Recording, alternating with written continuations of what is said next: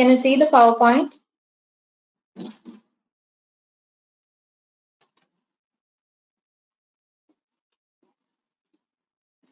Okay. So we are in the first chapter of 12th standard, reproduction in organism. In that, what and all we have learned in the last class? Last class we were learning about fragmentation, right?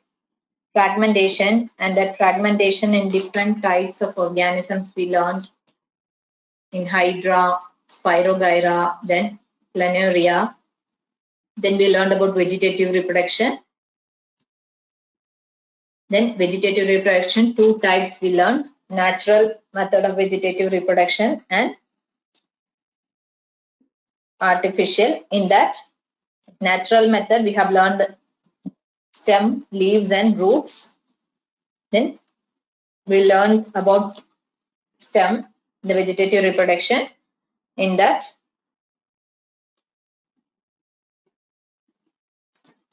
then stem modification, aerial stem modification, subaerial stem modification, underground stem modification. All these we have learned.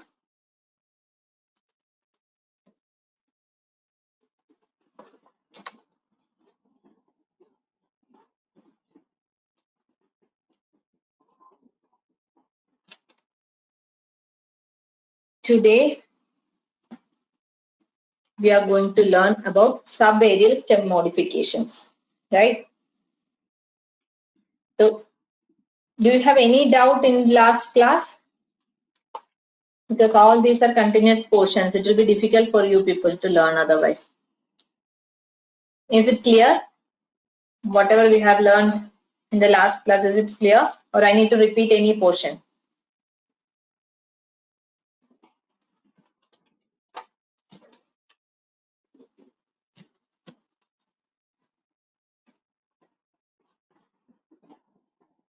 Please replay. Want me to repeat any PowerPoint, any slide you want me to repeat? Or everything is clear?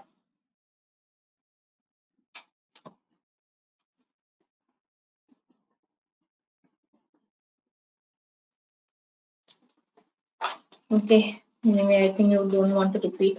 Then I'll go to the next portion. Next is the second type, subaerial modification of stem. In subaerial modifications, the stem that is partially aerial and partially underground.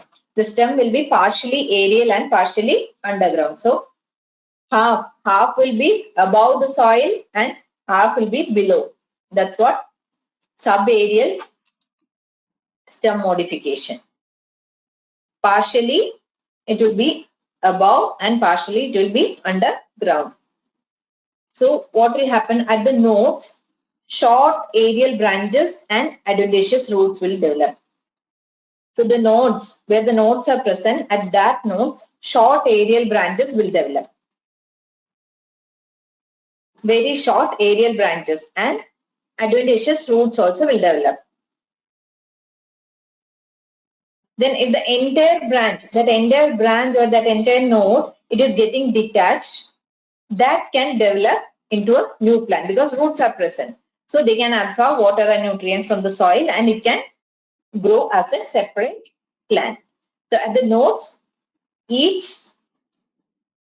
at each node, short aerial branches, short branches will develop, and these short branches and adventitious roots will develop near to that, and the entire branch or the entire node, it is detaching from that particular branch that can develop into a new plant. And these plants, they are commonly called as creepers. And their subaerial stem modification, that is meant for vegetative propagation. And the modifications: runner, stolon, sucker, and offset. So this is what I'm saying is about subaerial modification of stem. How we are doing that? In that, the stem will be partially aerial and partially underground. So the aerial branch at the nodes, what will happen? Adventitious roots, that branches and adventitious roots, short aerial branches will develop at the nodes, and for that roots also, adventitious roots also will develop. So this one is going to detach from the main plant. So after detaching, that can grow as a separate plant. At the node, short aerial branches will develop, and for that particular roots also will develop. That can detach from the main plant and it can grow as a separate plant. So the plant, they are commonly called as, or commonly known as, creepers. And the modifications, different types of modifications are there for subaerial stems. So they're runner, stolon, sucker, and offset. 4 types of subaerial stem modifications are runner, sucker, stolon, and offset. These are 4 types of subaerial stem modifications.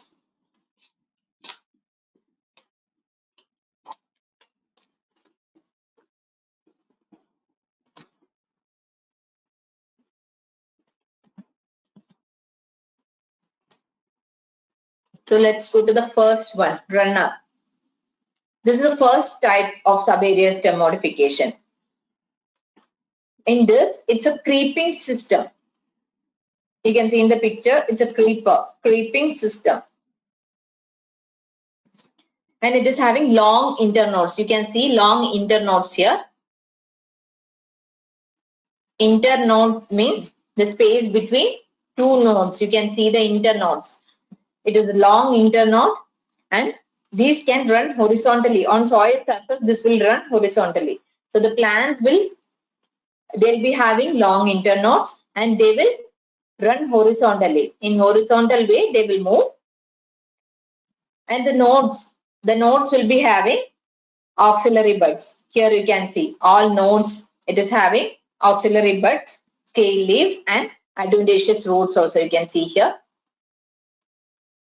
And this runner, that runner will arise from the auxiliary buds. And the mother plant, that mother plant always it will produce so many runners in all directions. So this is the mother plant. It will produce so many runners. Here you can see so many runners, and for each one adventitious root also. And this runner, it will break off and it will grow as a separate plant. So plants, just like from one mother, how one child is getting separated and it is growing as a separate human being, right? Same way here, a runner means it is a type of subaerial stem modification.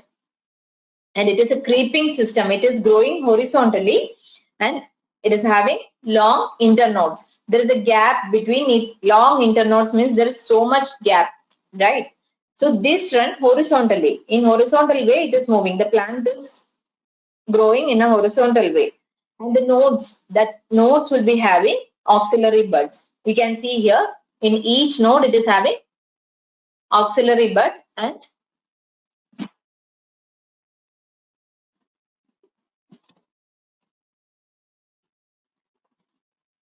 scale leaves, and it is having adventitious roots also. So after getting separated, this adventitious roots, with the help of adventitious roots, it can live separately, it can grow separately, it can absorb water and nutrients from the soil, and that mother plant, it always produces so many runners. This is the mother plant, it is producing in both sides, you can see it is producing so many runners, and in all direction it is producing, and the runner, it will break off and it will grow into an individual plant. So in this way, it is helping in vegetative propagation. Examples are Centella, oxalis, and the one important MCQ here, an underground runner is known as a sobol. Underground runner. This you can see it is above. And this is underground runner. It is known as a sobol. Example for that, agropyron. This is a grass type you can see everywhere. Agropyron. Note down, this is an important MCQ. And oxalis and centella. Example for runner. In this chapter, you have to learn mainly these examples.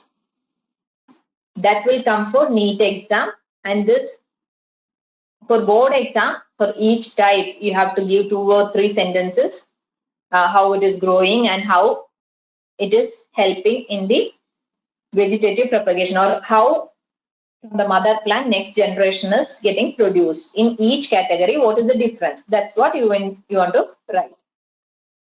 So the example is oxalis and centella, and an underground runner is known as sobol. Example, agropyron. This is main MCQ. Mark it. Then next is sucker. Sucker is another form of subaerial stem modification. This is different form. This is another form of subaerial stem modification, and this is arising from the basal part of the main stem. You can see the basal part of the main stem, it is arising. The new plant part, it is arising from the basal part of the main stem. And before separating from the mother plant, this is developing adventitious roots. You can see here, it is developing adventitious roots. So before separating from the parental plant or mother plant, that develops adventitious roots and shoots also. It is developing shoot and root system. Then only it can live separately, right? So it is making its life secure. So before getting separated from mother plant, it is making shoot system and root system. It is making adventitious root and shoots also. And this is growing horizontally for some distance. You can see here, for some distance it is growing horizontally.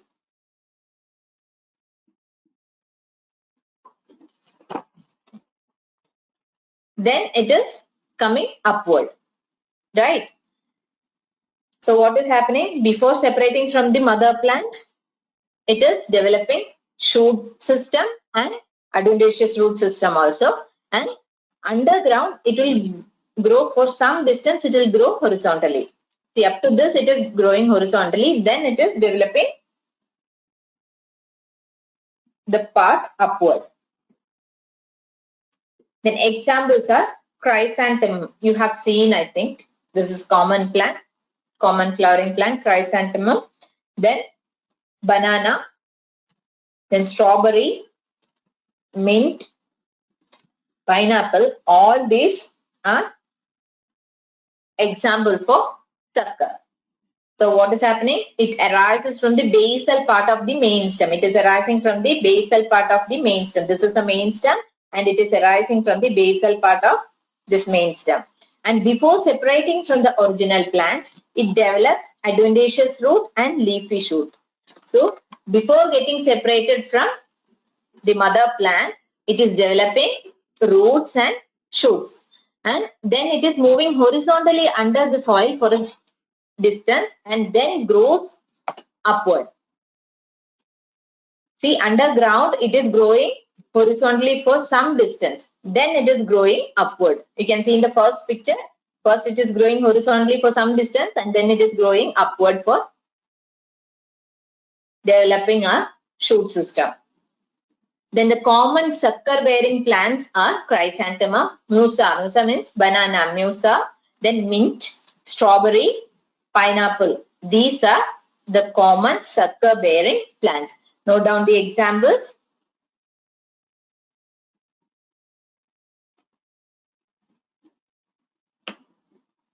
Next, we are moving to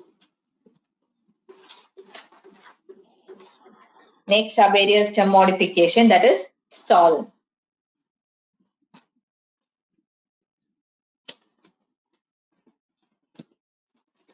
In this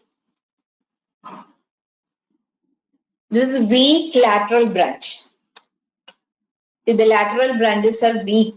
You can see weak lateral branch that arises from the base of the main stem. If this is the main stem, you can see this is the main stem, and a weak lateral branch is arising from the main stem here. Then after growing aerially for some time, it bent downwards to touch the ground. Again it is, see, you can see here, it is growing aerially, then it is bending again to touch the ground. Then there is a terminal bud and a new shoot. It will form a terminal bud and new shoot. Then roots also, adventitious roots also will develop. See, just keep these pictures in mind so that it will be easy for you people to write the features. Stolon means this picture you should remember. So what will happen? First, a weak part. This is a weak part, right? It's not a strong shoot or something. This is weak lateral branch. Here you can see a weak lateral branch which is coming, then it is touching the ground, again it's producing adventitious roots, then shoot also. This you can see in jasmine plant. Example for stolon bearing plants are jasmine, then colocasia, you can see here, colocasia, this is colocasia, then vallisneria. In horticulture, what they will do, the branches, which are the lower branches, that they will make it lower down to touch the soil, and then roots will develop from that. So these grow aerially for some time. So you can see here aerial growth for some time, and again it's bending downwards to touch the ground, and here after touching the ground adventitious roots will develop and the terminal bud which will give rise to a new shoot. So stolon arises from the base of the main stem. It will arises from the base of the main plant. Examples are jasmine, colocasia and vallisneria. Note down the examples. And in horticulture, the branches that lower down to meet the soil, they'll make to touch the soil, and then the root formation will happen. So mainly we are making use of this character in jasmine. In horticulture plants, in jasmine, we are making use of this character. They'll bend that part and so that it will give rise to a new plant. Next one is offset. Offset is another subaerial stem modification. These are very shorter. These are shorter and thicker, and it is found in aquatic plants. Mainly this is found in aquatic plants. Offset is mainly found in aquatic plants and it is very short and thick. This is the offset. You can see here. In between these two plants here, this part is called as offset. It is thick and shorter, and mainly it is found in aquatic plants. It's a short runner with one internode long.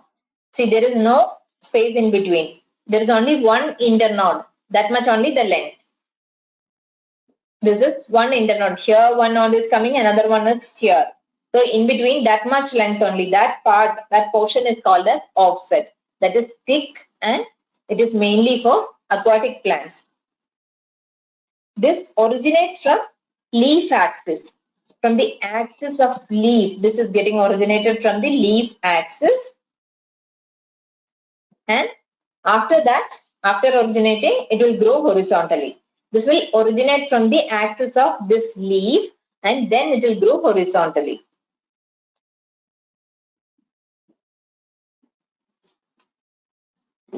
Then it produces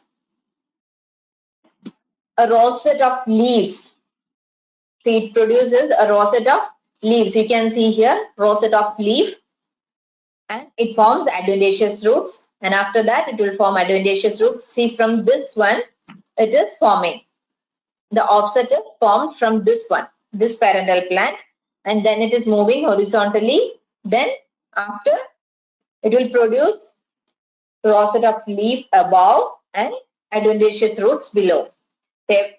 In all these, they need a root system and shoot system, but the way of development, that is different. It will move horizontally, then above it will produce rosette of leaf. Leaf is for photosynthetic purpose and root system for absorption. You can see in this picture. Example for this is Pistria. It is commonly known as water lettuce. Pistria is commonly called as water lettuce. Then Eichhornia. This is a common one. Eichhornia crassus. No need to learn that. Eichhornia, that much is enough. In Eichhornia also same way. Here you can see the offset, and after going horizontally for some distance, above it will produce the plant, and down it will produce the adventitious root system for the absorption. So what is that? Offset, it is a shorter and thicker, and is found in aquatic plants. The screen is visible for you people. You can see the PowerPoint.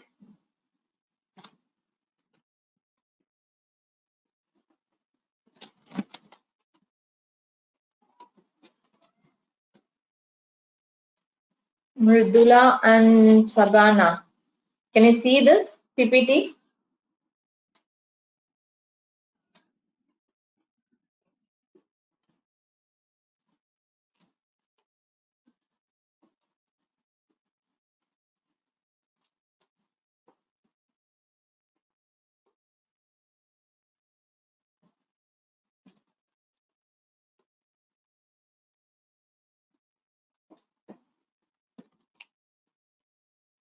And after that, it originates from the axis of the leaf, and it grows horizontally. Horizontal growth is taking place.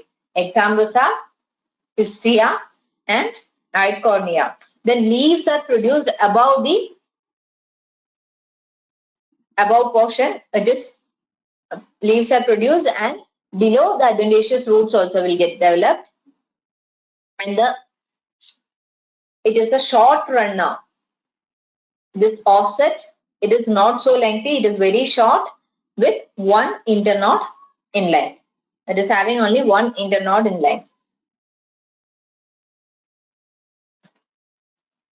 So offset also we have completed. Next is aerial modification of stem.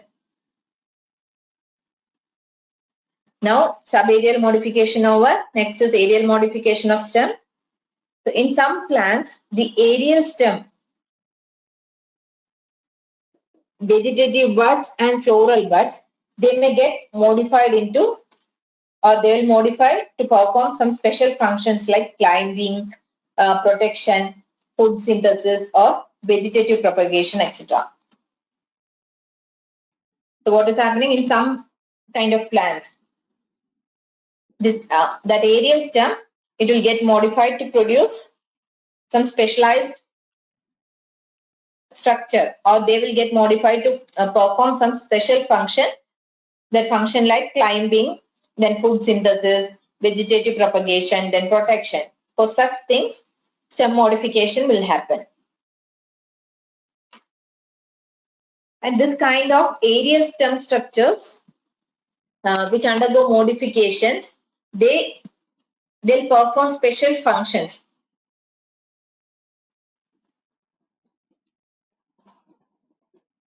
So that kind of stem modifications are thorns, tendrils, then pillowclad, and these are the stem modifications which is performing special function like protection, then vegetative propagation, food synthesis, etc. So in some kind of plants, that aerial stem or buds that will get modified to perform some special function. Which are the special functions? Like protection, vegetative propagation, then climbing, food storage, etc. So that kind of functions are performed by some stem modifications, aerial stem modifications. Which are those modifications? Pillowclad, tendrils, thorns, etc. These kind of modifications we are going to discuss next. So mainly they perform functions like climbing, protection, food storage, vegetative propagation, etc.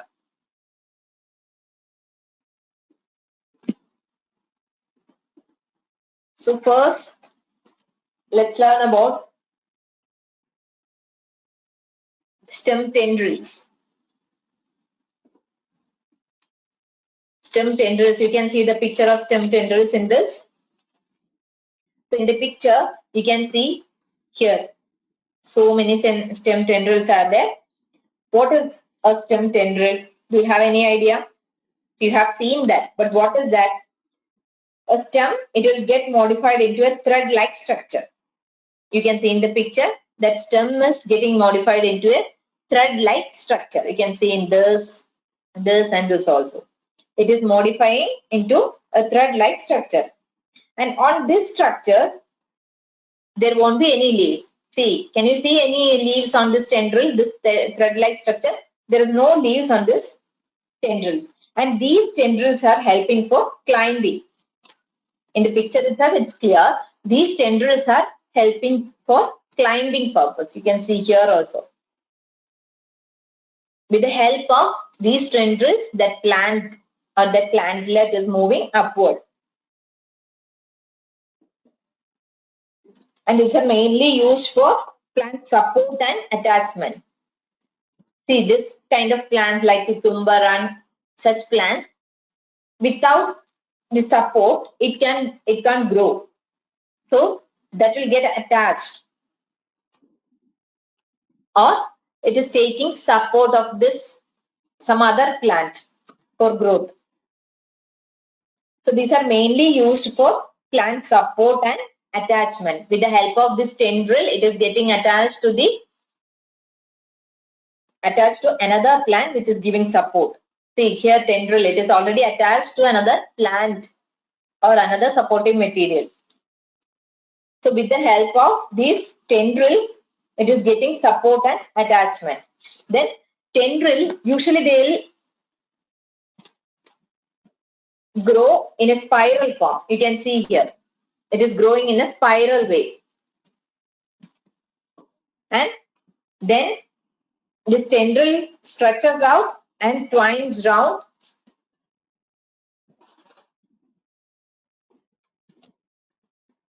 It will stretches. This is stretching out and this twines around the supporting material.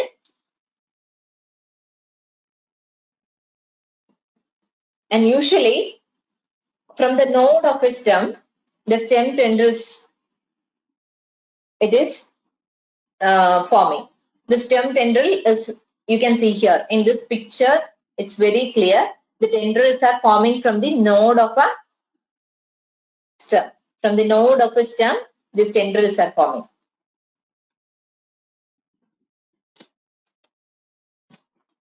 And these stem tendrils may be axillary, extra-axillary, apical bud, and floral bud. The stem tendrils,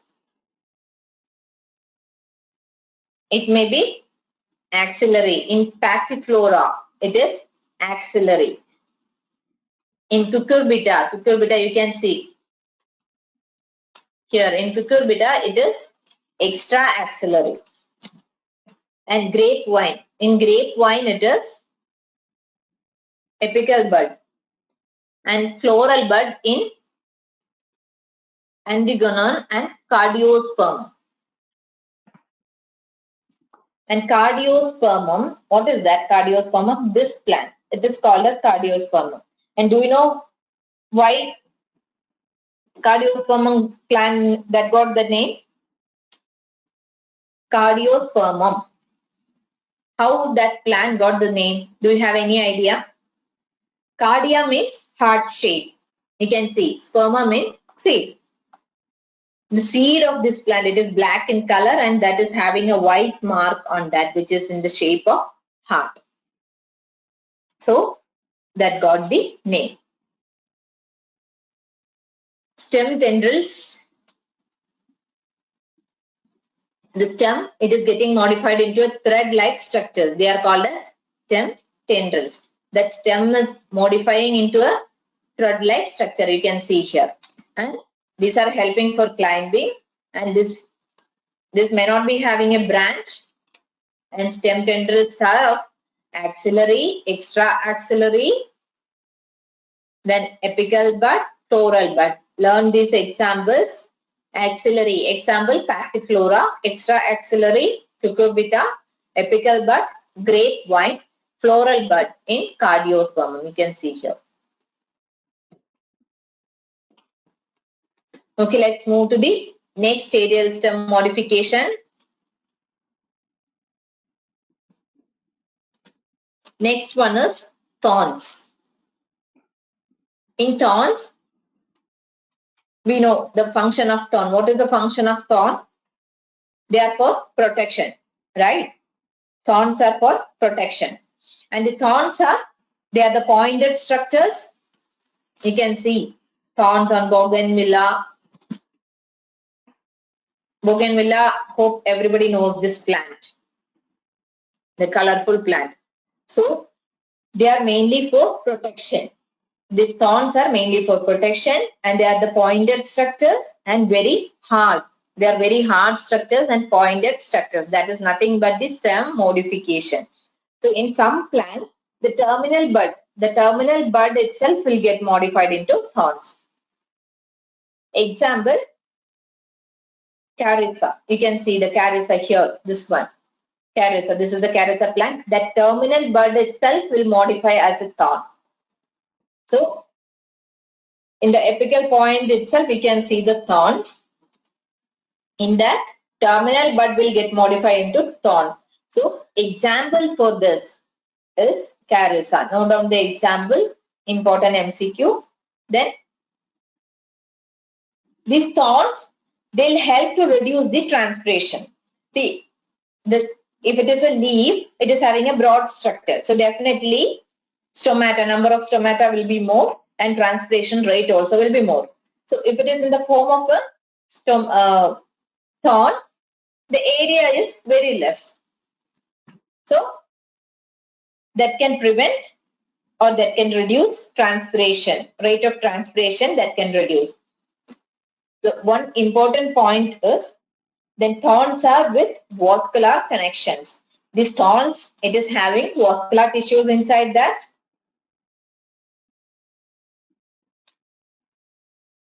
So thorns are pointed and hard structures. They are pointed structures and they're very hard and they won't be having leaf, branches and flowers. These thorns, on thorns you can't see any branch or flower or leaf. And the terminal bud, it will get modified into thorns. In some plants, the terminal bud itself will develop into thorns. Thorns are mainly for defense or they are acting as a defense organ and they'll reduce transpiration. How it is reducing transpiration? Thorn means area is less. It's that don't have a broad structure. So stomata, less number of stomata. So there won't be transpiration or that can prevent transpiration. Example, bougainvillea. Bougainvillea, these are bougainvillea plants. It's a common plant. And thorns can be distinguished from spines and prickles as they are deep seated with vascular connection. They are having vascular connection and not like spines and prickles. They are differentiated.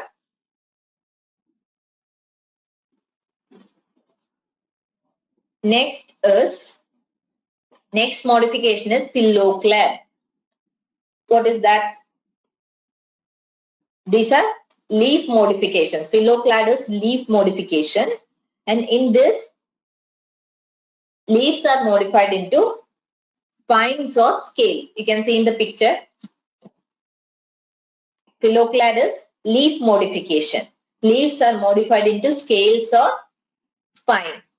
Leaf, it is modified into scales or spines. And in this kind of plants, this also, or this modification, for what it is helping? It is helping to reduce transpiration rate, or it is preventing transpiration. And in this, the growth of the leaf, it is controlled by the plant. That particular plant will control the growth of leaf. And transpiration rate is also very less, or that will prevent the transpiration.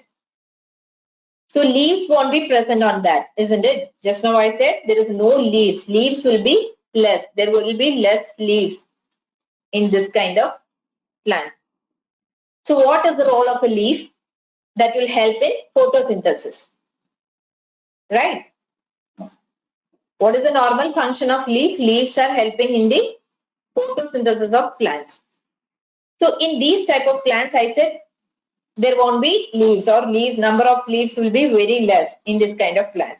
So in this type of plant, leaves are not there, means which part will perform the function, or which part will do photosynthesis. Which part is performing photosynthesis? Do you have any idea? Yes, here you can see the fleshy green part. This will perform photosynthesis. So the green, fleshy and thick part, this will perform photosynthesis. Phylloclad, this kind of modification is mainly seen in which type of plants? Xerophytes. These are mainly seen in xerophytes. And leaves won't be there, so transpiration rate also less. So they can store lot of water. They can store water, and water loss is very less because transpiration rate is less in this kind of plants. So these are phylloclad. These are leaf modifications. And in this, leaves are modified into scales or spines. In this kind of modification, what is the advantage, or what is the use? The transpiration rate is less, or this type of modifications can prevent transpiration. And in this growth of leaf, or in this type of plants, the leaf growth, it is controlled by the plant. The plant will control the growth of leaf in this type of plants.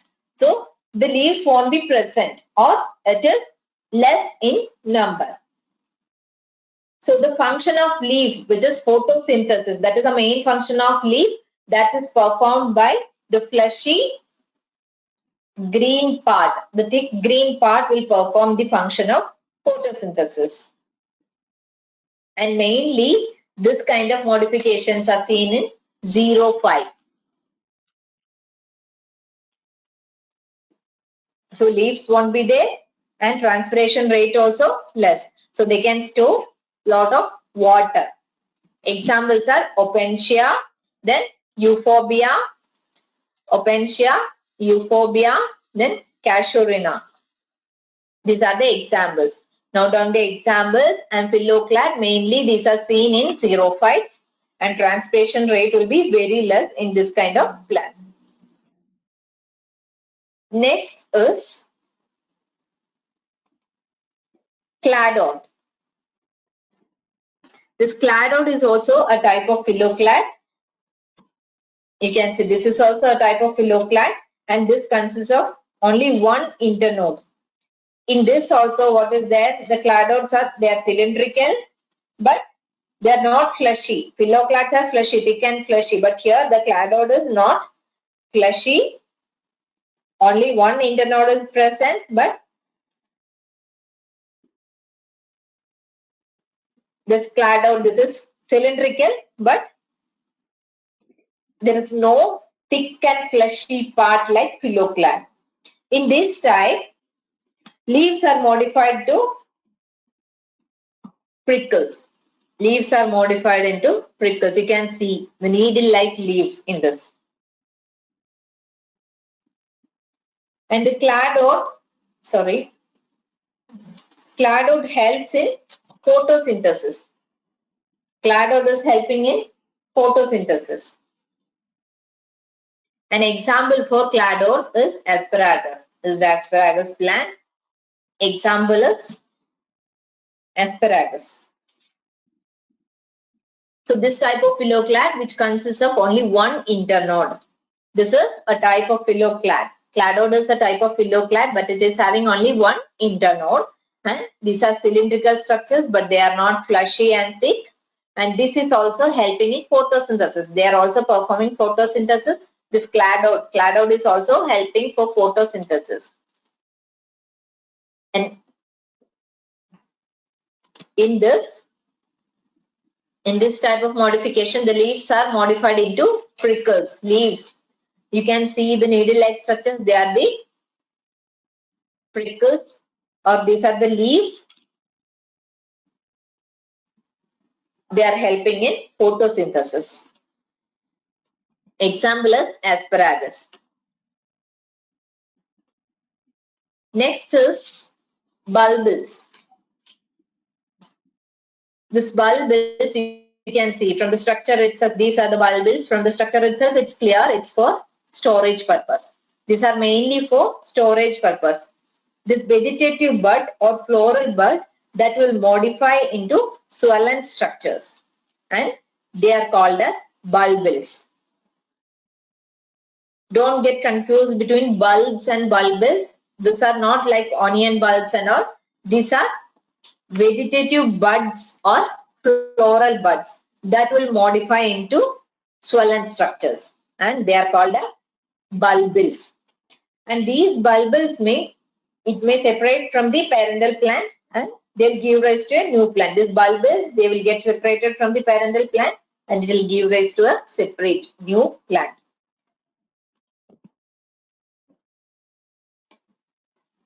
And mainly bulbils, they are the modifications of vegetative bud or floral bud. That is the main point. Note down, it is an important MCQ. Bulbils are the modifications of vegetative bud or floral bud.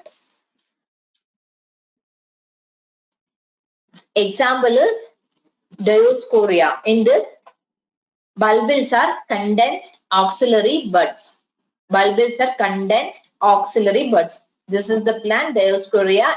In this, you can see the bulbils here. They are condensed auxiliary buds. These are the modification of auxiliary buds. They are condensed. They are in condensed form.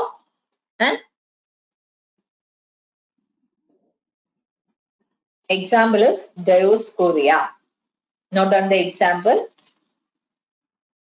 So bulbils, they are the modification of auxiliary, vegetative or floral buds.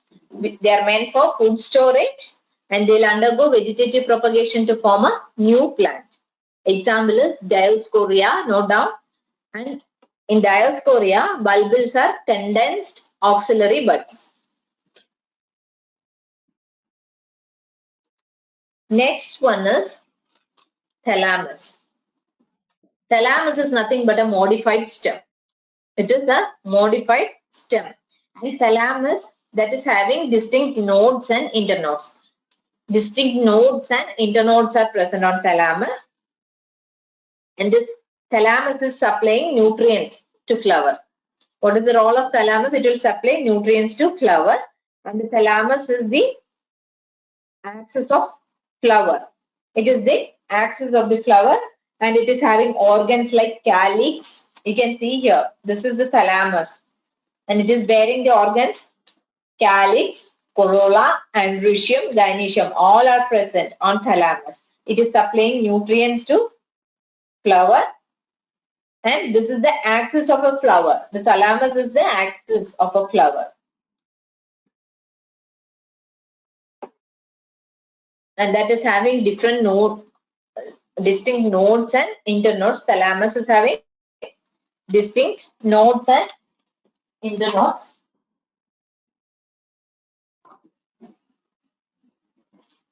Then example, in Selene, the thalamus grows, or the thalamus, it is showing clear. nodes and internodes. Note down this. It is an important MCQ. In selene plant, the thalamus is showing clear nodes and internodes. It is specific in this plant. Is it clear? So next one is artificial horticultural methods of vegetative reproduction. Till this, we learned about natural methods of vegetative reproduction. Now we are going to learn about artificial or horticultural methods. Artificial methods or horticultural methods of reproduction. Up to this, we have learned about natural methods of vegetative reproduction. So, next we are moving to artificial method of vegetative reproduction. What is actually vegetative propagation? By using vegetative parts, the propagation is done, or the production of next generation. Production of next generation or propagation of next generation is done by using vegetative parts. That is called as vegetative propagation, right? And vegetative reproduction is, it's not a sexual method. It is an asexual method. Vegetative, by using vegetative parts, we are doing this. There is no sexual process, so it is an asexual method. And this occurs in vegetative part like root, stem, and leaves. So vegetative reproduction occurs in or with the help of vegetative parts like root, stem, and leaves.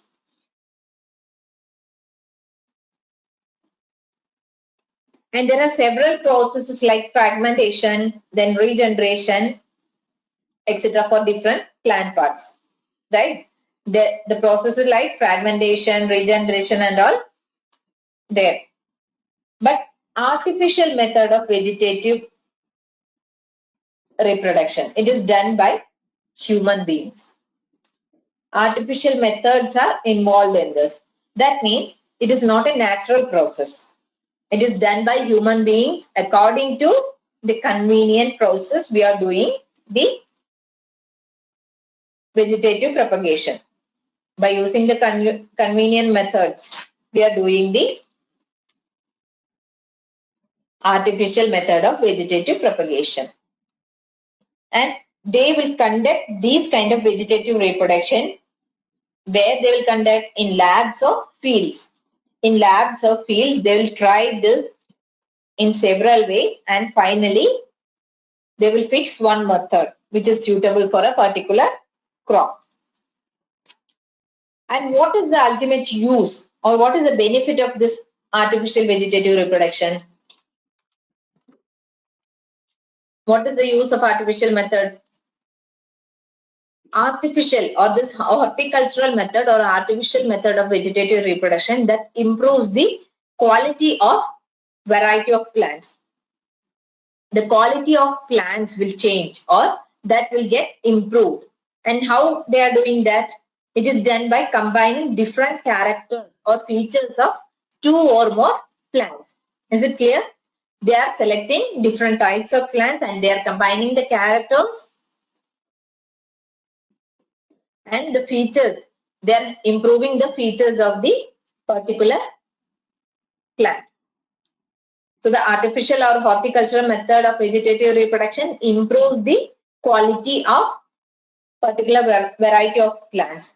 They are combining different characters or different features of two or more plants and that's how they are improving the qualities of plants. So we are going to learn about different artificial methods. So artificial methods of vegetative reproductions are cutting, layering, grafting and micropropagation. So which are the different methods? Cutting, layering, grafting and micropropagation. So first artificial vegetative propagation method is cutting. See, it's very simple method. This is artificial method of vegetative reproduction. It's usually done for the plants which can grow from a plant part like leaves, stem, nodes and internodes. So this method, it's mainly used for the plants which can grow from a plant part. From the title itself, it's clear, cutting. We need to cut something, some plant part, and we need to produce next plant, right? So from that itself, it's clear that plant part, the plant part is used, which are all parts we can use? Leaves, stem, nodes and internodes. These type of plant part is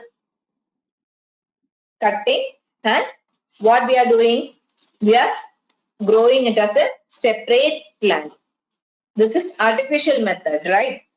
So this procedure is very simple, and the plant part which is suitable for the vegetative propagation, that is cut and placed in moist soil. In soil we can place this which is having moist condition. It may be a part of plant, means a part of plant stem with leaf. You can see here. See, one plant part we are cutting and we are placing in the moist soil. And after placing in the moist soil, what will happen? It will allow to develop roots. We'll wait for some days, it will develop roots and then it will grow as a new plant and it will perform functions of a complete plant. You can see rose. Usually at home we will do this method. Rose and all we'll cut like this. Rose, hibiscus, bougainvillea, everything we'll cut like this. Stem part we will cut and we'll place it in a moist soil. We'll plant it in another pot. It will develop root. After some days it will develop root and leaves will come. New leaves will develop and it will perform as a separate plant. And after few days buds will form, flowers will form. Everything will happen. So cutting is a simple method, and the plant part, the suitable plant part for vegetative propagation is cut and placed in moist soil. That is the procedure of cutting. So after placing in moist soil, it will allow to develop roots and it will grow as a new plant. Then shoots will shoot and leaf also will develop. Then later it will perform as an individual plant. That is called as cutting. Then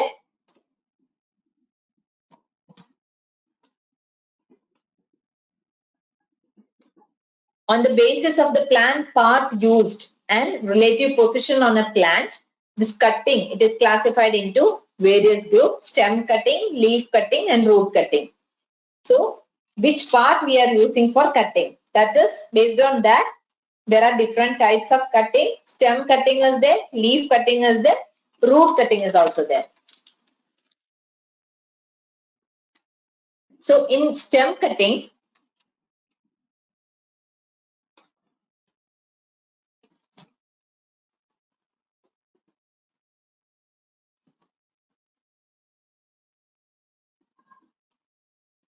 so up to this, is it clear or you want me to repeat?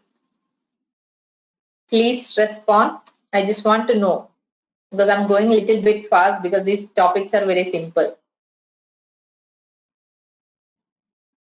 Is it clear up to this? Or do you have any doubt? Mridula and Shabana. Is it clear? Okay. Then, okay, thank you.